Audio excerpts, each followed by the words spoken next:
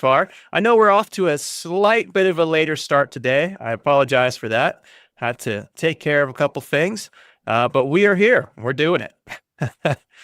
So for today, we are live, by the way, so feel free to say hi and comment in the chat. But I thought it would be interesting to react to a post I saw on LinkedIn last night and use that as a way of sparking up interesting conversation on production mindset versus practice mindset. And we'll get into what that is here in a moment, more specifically. Let me just pull up the post on the side here and share my screen. But yeah, I was just coming across this last night and I thought it was interesting. And there was mixed opinions in the comments as well. Let me know. There we go. Now we can see it right here. So this post here was by Nassema Hassam. She is the co-founder of Halo Studio in Egypt. So I don't think that's the same Halo Studio as the one in the States. I think that there's a Halo Studio in the States. This is an outsourcing company in Cairo, Egypt, I believe. But it says this. It says, let me be clear. Not every junior artist is ready to work in a studio. Even if their work looks good on social media, there's a big difference between making a cool shot and being responsible for a paid project with a real client and real deadline. I once interviewed a junior I'll never forget. 1 year of experience, worked at 2 studios, and walked into the interview introducing himself as a team leader, asking for a higher salary than the actual supervisor. The entire interview was about titles and money. He never once tried to sell his skills, his value, or explain why he deserved any of it. Later, I decided to give him a chance on a freelance project. It turned into one of the worst experiences I ever had. He delivered half the work, disappeared for 2 days, and the deadline was already missed. I had to bring in someone else just to save the client relationship, and his response? Public posts accusing me of scamming him and stealing his work, acting like a misunderstood genius. What happened next was telling. People who actually know me stepped in and shut it down. Because anyone who has worked with me knows I pay, often before the work is even finished. This is the real problem. Too many juniors enter the industry obsessed with titles and salaries, but are allergic to responsibility, accountability, and consistency. Deadlines are treated as flexible, feedback as personal attacks, and commitment as optional. A studio is not a school. A senior is not there to raise talent. They are there to deliver work and protect the project. When studios stop hiring juniors, it's not arrogance, it's a business decision. If you're a junior and feel like the industry is unfair to you, ask yourself honestly, are you bringing real value or just asking for a title? So, an interesting, spicy post. And so I really liked it, naturally. My overall reaction to this was, in general, I could see and understand how someone would feel that way in that situation. I think my first reaction to this is that if this is true, and I don't know who Nassema is, I don't know the situation, but if all that is true, I could absolutely see that being a somewhat extreme scenario or kind of like a worst case scenario for hiring a junior. I don't think that your average junior hire is this bad, but it can be that bad. And I've actually heard similar stories as well with juniors who have these attitude problems, essentially, or who just don't really know how to function properly in production at the moment. So that being said, what did other people say to this? We have a mixed bag here of feedback. And so this one here was from Gabrielle. This is true. It's also true that juniors are the seniors of tomorrow. So if we stop hiring juniors, we close the circle and remove any possibility of renewal. In my opinion, seniors should mentor juniors for the same reason. And to that, I somewhat agree because yes, juniors need to be mentored, they need education, but I don't think it should be expected of seniors to do that. I do actually happen to agree more so with Nassema in that their job is to run a business, not a school. And at the end of the day, they need to make clients happy in order to survive and exist. And so having a senior mentor or junior takes time, it takes resources, it takes a lot of energy and effort.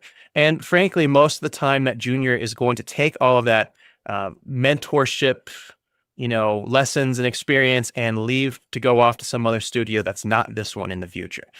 That's probably the most likely scenario that's going to happen. And so from a studio's standpoint, I can absolutely see why it's not their job to mentor people, and the artist, to a certain degree, needs to buff up their skills ahead of time through education and through institutions that teach the topic, or through online programs or self-study or whatever that might be.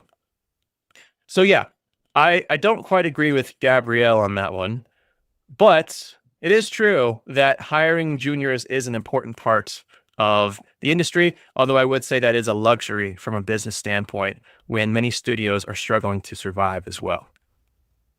The next one here says, from Matt Welford, I would put 85% of the blame on those managing the junior artist from the production team and the seasoned artists around them. They should be fostering an approach of supporting the junior artists to make them successful.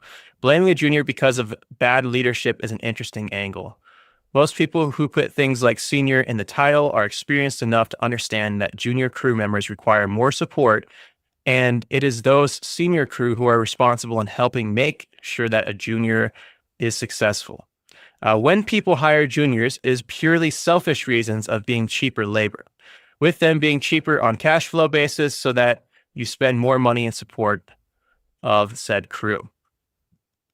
So essentially what Matt's saying here is that in this situation, and hopefully I'm paraphrasing this correctly, in this situation, a junior, or the blame is primarily on the production team because they hired a junior and did not vet them properly.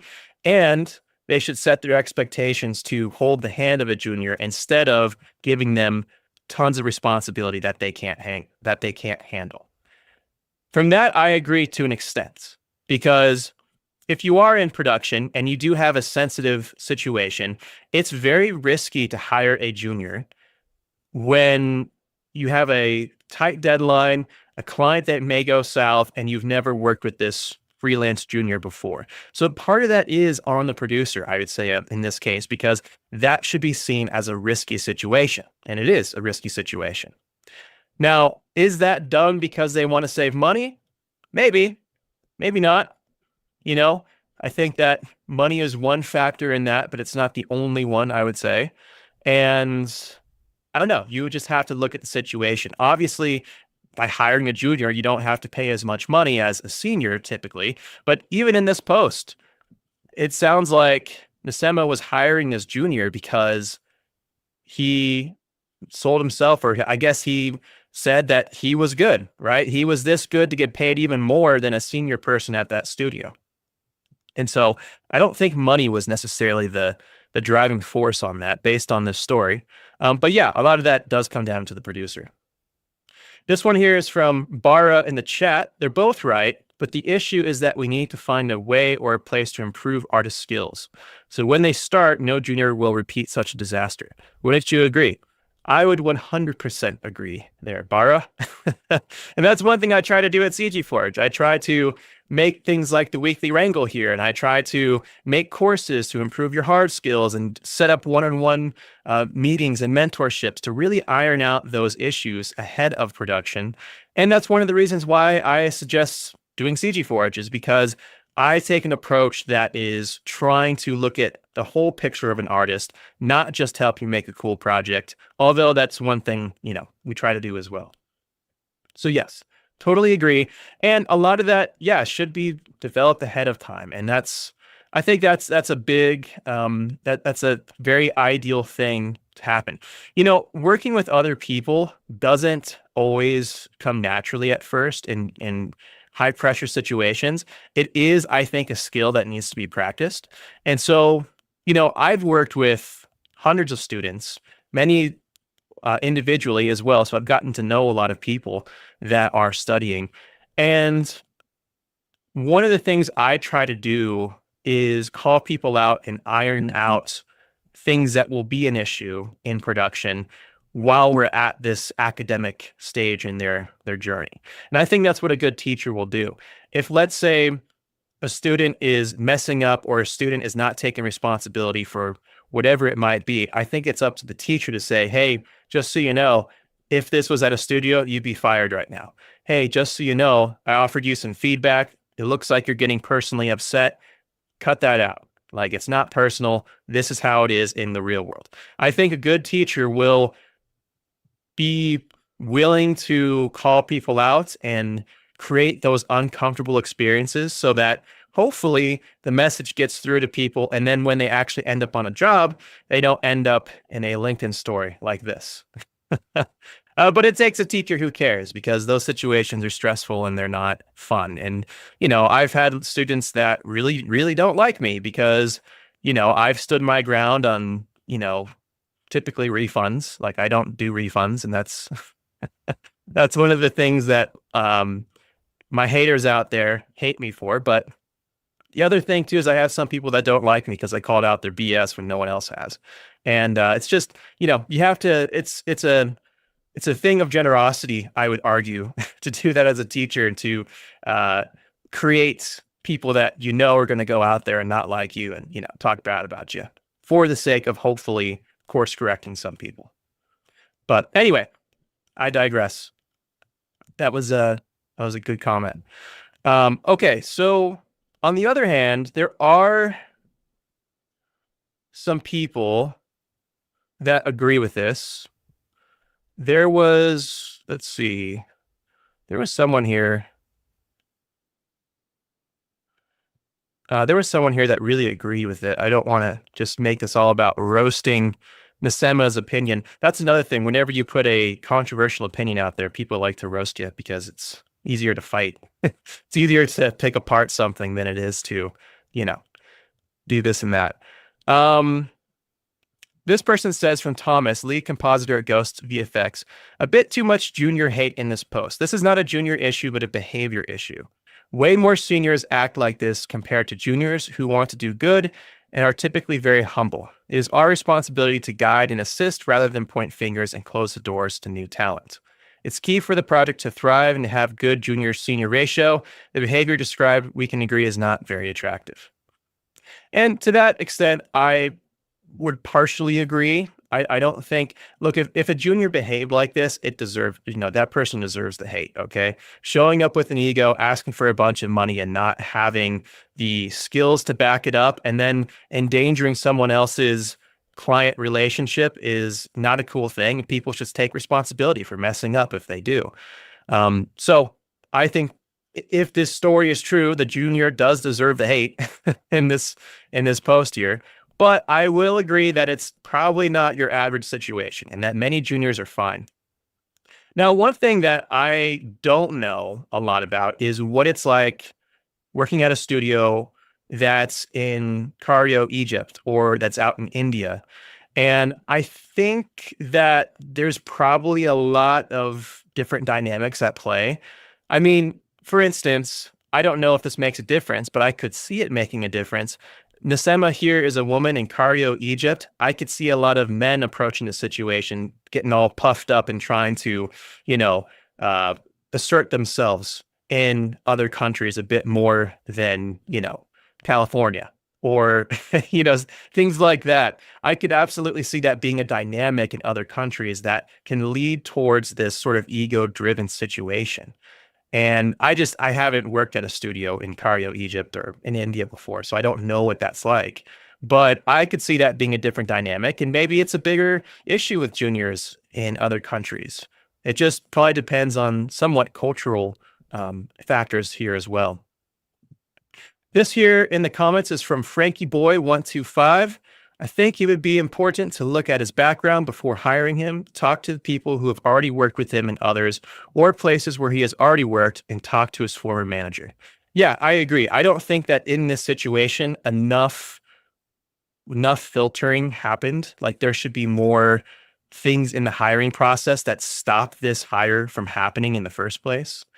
And if there weren't other candidates there, it doesn't mean that you should move forward anyway, because that can be a bad thing as well. So I totally agree there, Frankie boy. I think that was part of the issue here. And honestly, if you have a bone to pick with Nsema's story here, I would say that's probably the most legit one. I don't think she's being too harsh, though. I mean, I think that if this was a real experience, I could see it being reasonable to be upset about that. Let's see. Steven here says, I don't know. While I see your point, I can't really shake the ick feeling I get when reading your post. The problematic junior you talked about just so happened to be one the problematic junior you talked about is just happened to be one, and I find making a post to be awfully generalizing. It's an individual problem and hardly ever an issue with this industry alone. You cite encountering this kind of problem amongst juniors, but it's great, but it's just anecdotal, and it could be the same thing by telling you mine, where I encounter seniors only by title and years and fail miserably at their job. Without the hard data proving their point, I find it rather distasteful to make a post like this that paints junior in a certain way. I don't think it's that bad, honestly. I mean, assuming that this isn't just like someone posting for attention, trying to make a bunch of drama, assuming that it's a real story, I think it's valid to post about it. And also, I will say that this problem, interestingly enough, I think happens more so with juniors because they lack the experience and they lack the polish that, helps them work with other people. But it can also happen with seniors, and I see that argument too. So I think when it comes to attitude problems, you're probably most likely to have that with a junior or a senior, and probably the least likely to have that with someone who's a mid.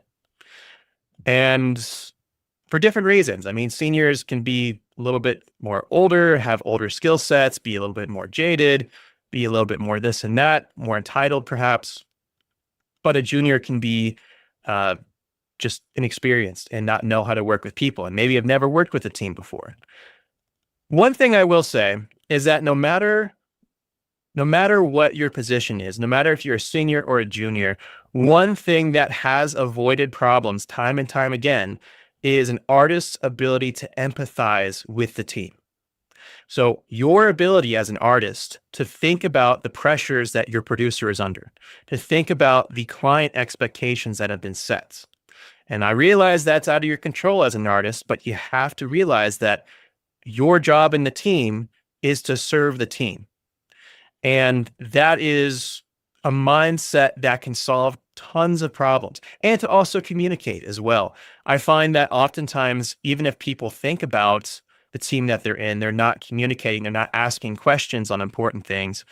And that can be an issue as well when it comes to working well with other people. So, yeah. And I just wanted to take this story here and bounce it off of something else that I was talking about recently, last week. And I was talking about this notion of production mindset versus practice mindset. Or you could think of that as production mindset versus a learning mindset. And just realizing that those are two separate things, right? I think that sometimes the juniors that find themselves in these bad scenarios that blow up, they just haven't transitioned their brain from production or from practice to production. And here's what I mean by that.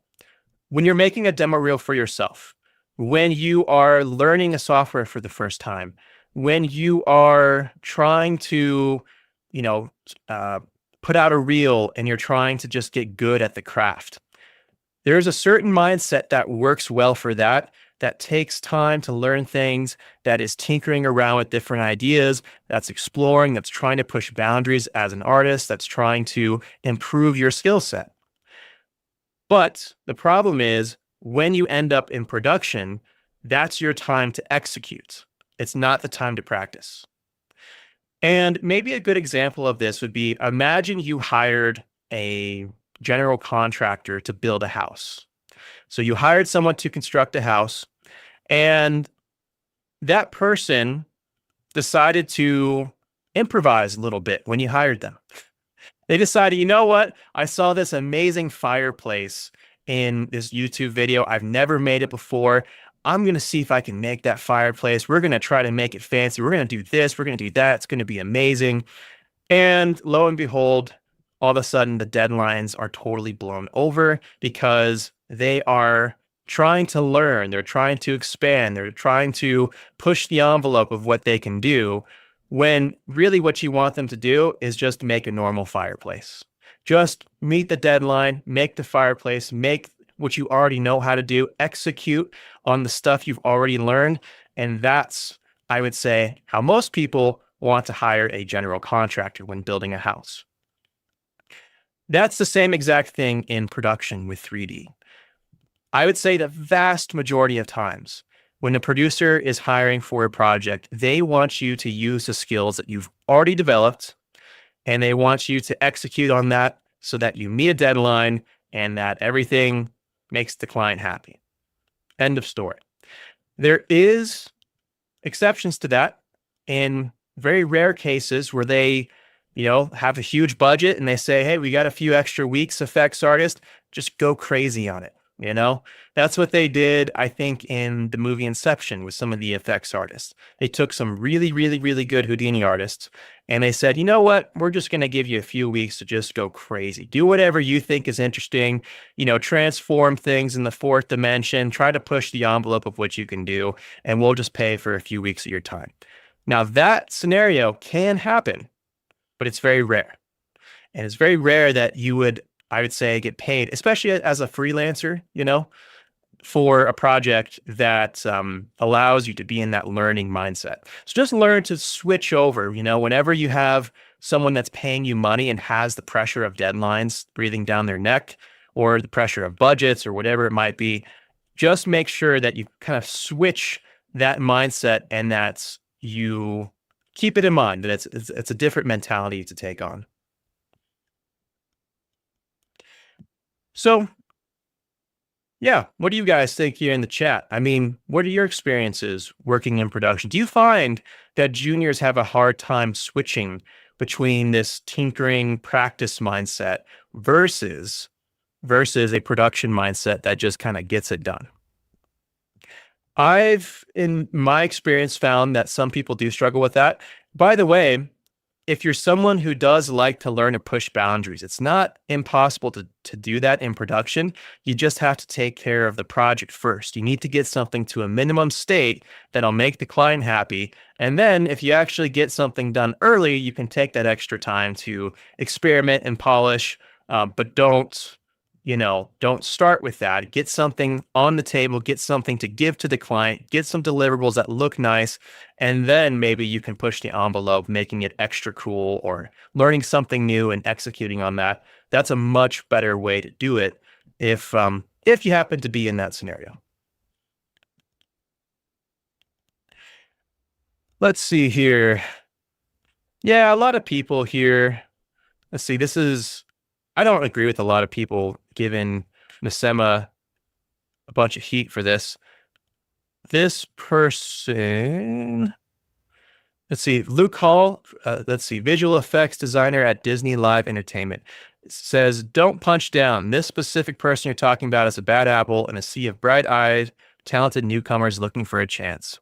I chose to comment because right now in our industry, studios actually are devaluing and cutting our juniors artists entirely, and it will cause massive negative long-term effects.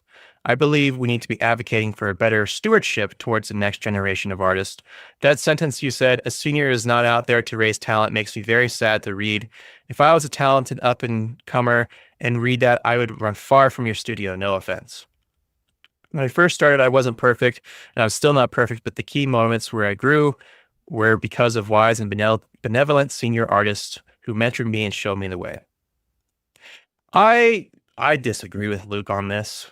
I think look, when you work for Disney and you have a practically unlimited budget and you have huge deadlines that, can take months instead of days, then yeah, if you have that luxury, sure, I think it's perhaps normal to allow a senior to spend days of work trying to bring a junior up to par on things.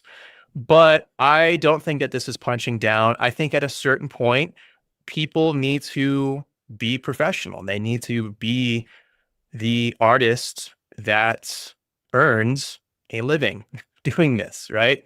And I think that studios should consider hiring juniors, but they should do a better job at finding talented juniors who are also people that are easy to work with. And that's not impossible. There's lots of juniors out there. If a bad apple gets through the mix, I think it does say that you need to reassess how you're hiring people, because there are good apples that are being passed over. I think that's a valid argument. But I also I just don't look at this as realistic. I mean, most studios have tight budgets. They don't have the time for their valuable seniors to be bringing people up. And frankly, those people should be spending more time investing in their education at places like CG Forge before they step into the freelance arena and before real pressures are put on their shoulders. So I see it as a lack of preparation on the juniors standpoint. And I could see also that junior perhaps didn't get taught by teachers that really encompass the whole picture as well. So I think that is more so where the issue is. I don't think the issue here is that NSEMA is being too harsh here. I don't think that's really the case. Yeah, Danilo kind of said the same thing I said. It's like you have to see the bigger picture when working in a team, thinking about other people. I mean, that's really should be your North Star on everything, right? Yeah. This post is money by Antone Cunningham. Yeah, you hit the topic right in the head. Yeah, it's a big response. Yeah, it's a big response. I'm guessing responsibility in understanding the client's vendor relationship. And frankly, a lot of juniors simply don't understand the dynamics of this. Simple things like being able to deliver on time or showing up on time for meetings, etc. They just don't have enough experience in these areas in the industry to even comprehend things like this. They are more focused on creating the artwork instead of learning the business side of things. And that's where I go back to, if you have, I would say, a proper teacher or a mentor that's guiding you along the way, they will help you understand these dynamics and will encourage you to think about that in production. Because the bottom line is that, in the real world, if you're a studio and you don't deliver on time to a client, you might have like a 50-50 shot of ever talking with them again. And that one client could be the one client that actually keeps your studio in business when all the other work has dried up. And so losing one client with one mistake could be catastrophic enough to close down an entire studio. And that's why the deadline is sacred. And the thing is that from the client side too, I mean, they are spending thousands and thousands and thousands of dollars, if not millions, on essentially cartoony art, right? It's a very difficult thing to sell. And there's lots of studios that want to do it for you. So the supply and demand relationship from the client side is, I got lots of options. If you don't deliver something on time, which makes me miss my deadline and makes me look bad to my boss, then I'll just go with someone else next time. No questions, just bottom line. A lot of people take that mentality. So, it's just like Anthony is saying, like, deadlines optional. That's not how it works, because it's not how it works for the person above you. And it's how it is. Anyway, it looks like that's about it here in the chat. Feel free to jump in if you guys want to add anything here, but I thought that might just make an interesting wrangle to hear your thoughts. If you're watching this after we're live, feel free to also add comments in the YouTube comment section as well. Always curious to hear what you people think. A lot of mixed feelings here. Like this here was from Nikki. What the hell am I reading? People are losing their jobs in the tens of thousands, and you went on a junior bashing spree? Are you bringing real value or just asking for a title? What title exactly? Junior is the lowest title, and most people who start there have worked before but are still offered entry positions. You seem to have met a bad apple. I don't know.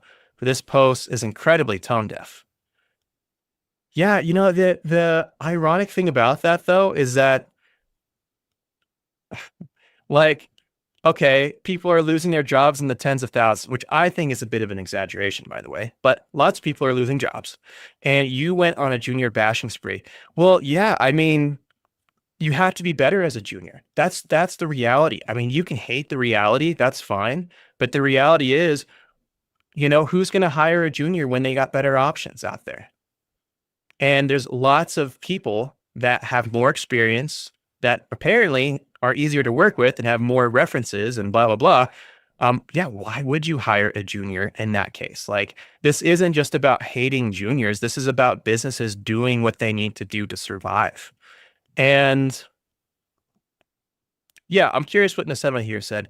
It may feel disconnected from your reality, but it isn't from mine. Over the past few years, I've encountered this specific type of junior with an unusual high frequency. And that's exactly why I spoke up about it. Yeah. Yeah. I mean, I would say that I don't know. I mean, this isn't I don't think Nasema's post is about hating juniors. I think it's about hopefully telling people like what to avoid as a junior. Like, don't be like this person, right? I think that, if you had a bad experience, sharing that with other people isn't necessarily hating. It's just saying, hey, I had a bad experience. Don't be like this person, and whatnot. Let's see. This is from Frankie Boy. Can you describe a complex production shot you've worked on, the technical challenges you encountered, and how you saw them while meeting production constraints? Yeah. Let me think of one here. So, yeah. So there is one that comes to mind. I was freelancing for Magnetic Dreams in Nashville. They brought me in because they needed to have a tidal wave simulation for this crazy like corporate advertisement thing that Republic Services was doing. They're like a dumpster company, right? It's like like a company that owns dumpsters. They had some corporate event. They wanted a giant tidal wave in CGI, and they wanted the camera flying straight through that to like introduce their CEO or something like that. Okay. Here's the kicker. The client was promised to have this crazy tidal wave simulation done in like 2 weeks. And at first, at the time, they thought, okay, well, we can use Bifrost and Maya to solve that. But then they quickly realized that, oh, no, we really can't. We need someone who knows Houdini to figure this out. So they hit me up, and I had to figure out how to make a tidal wave like barrel thing in about 2 weeks. Now, starting the project, I immediately said, hey, just so you know, just so that expectations are set straight, if we're talking about like, the surfing tidal wave that you see in Moana that Disney made, yeah, they spent months researching that to really, really do a proper job. Maybe not months, but they spent a long time, much more than 2 weeks trying to figure out how to get that high quality. So I said off the bat, I said, all right, we can do something here that will get you by, but just don't expect it to be like that based on the time constraints that we have. Again, doing my best that I can here, but this is tight, and we'll see what we can do. So I had to scramble together, figure out how to make a tidal wave. Fortunately, I had some folks, point me in the Houdini forums to a couple of resources that got me started in the right direction at the time. And I took this amazing HDA that someone made that kind of created this curled geometry deformer. It wasn't actually like a flip sim per se, and made the geometry deform that way. It was good enough to put a water shader on it, send a camera through it, and then I did a flip sim on the edge of that wire to try to give it a little bit of simulation along the edges to kind of make it somewhat look like a stylized-ish, kind of foamy spray kind of thing at the edge there. It was a close call. It did take a while to really make this work, but we did get it on time. I mean, I remember working with the compositor about 24 hours before the deadline. So, this is the day before it was due. And we worked together to comp it, make it look halfway decent, send it off to the client. Client liked it. It all worked out. So It just took communication, bit of ingenuity, setting good expectations, and it was successful. This here is from Rack IFX. Thoughts about Svedka vodka airing for the first Super Bowl ad generated by AI. You think this is going to be the trend more often? I think the requirement to spend $8 million for 30 seconds is kind of crazy. Yeah, I didn't see the vodka commercial, but I mean, we've seen something like that with like Coca-Cola doing AI. Look, I mean, if people want to do AI, they want to do AI. And if not doing AI is that much better, then let people do the not AI version and have better commercials as a result. So I don't think there really is much of a moral statement when it comes to using AI or not on the client side of things, because, it's their money. I mean, if you have $8 million, if you want to spend that on a 3D studio, or you want to spend $6 million, maybe trying to do it with AI, that's your money. It's up to you. I don't think that there's really I don't think everything has to be moralized. I don't think every situation's like that. I think people want to spend their money that way. They should be allowed to spend their money that way. That being said, is it going to be a trend more often? I don't know. I think what probably is going to be a trend is a hybrid usage of AI and CGI. There's going to be elements that I think can work well with AI, perhaps matte painting, background elements, things like that. Or even 3D assets that are generated as background assets that don't need to be deformed, that don't need to have perfect texturing, that get kind of blurred out, with depth of field, etc. I think you'll see some of that with AI, or you're already seeing a lot of that, but you'll see more of that. But full-blown AI, I don't know. Not totally convinced yet on that, because people want control, right?